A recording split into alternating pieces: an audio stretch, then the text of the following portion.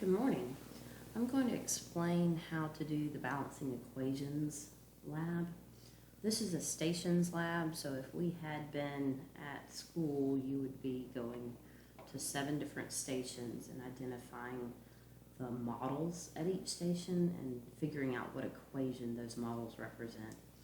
So what you're going to do first is answer these 2 questions. Explaining how you know that an equation is balanced, and then telling me what the law of conservation of mass is. Then what I want you to do is to go to its learning. So I'm going to click out of here and show you my its learning page. So I'm under the resources tab. You're going to go to lab resources and click on balancing equations lab. And then if you click on this very first image, this is station 1. So what you're trying to figure out is which of the equations on your lab represents this station. So if I'm looking at this equation, I see that there's a single atom followed by a bent molecule, and this is 3 atoms bonded together.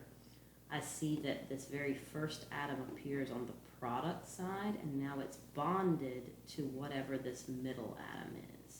And I see that these 2 white atoms now have formed a bond, and that forms our second product. So I'm going to look back at my lab and see which of these equations most closely matches that. And again, remember, I'm looking for a single element as my first reactant. So this very first equation might work, but I see that on the right side there's only 1 product, so that can't work because I need 2 products. So we'll look at the second equation. This is a single element by itself, and I see that what it's about to react with, HCl, is only 2 atoms. And if you remember from our model, it was 3 atoms bonded together, so that can't work. Our third equation can't work because that's not a single element. Our fourth equation, we have copper by itself, and it's reacting with water. That's 3 atoms bonded together. And if you remember, our first product was supposed to be this first atom bonded to the middle atom, our second reactant. That's what appears to be happening here, and then the 2 hydrogens have bonded together.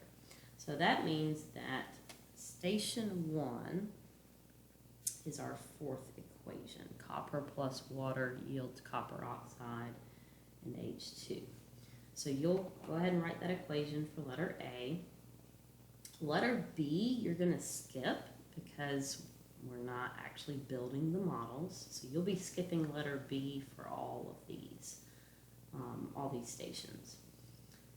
Letter C, you're going to balance the equation you had in letter A. And then you just have some questions to answer. So for letter D, you're going to tell me what element the black sphere represents. Letter E, you're going to name the first product in the equation. So keep in mind that I want you to name it. That question is going to appear a lot in this lab, and I don't want you to just write the formula. I actually want you to write the name, so don't forget to do that. And then for letter F, you'll be identifying the shape. So you're going to do that for all 7 stations. And I just want to flip to the very last page of this lab. On the very last page, you're going to be balancing all of these equations, and you're going to give me the reaction type.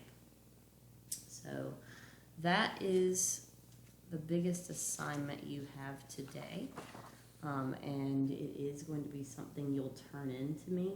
I'll give you instructions later today about how I want that turned in.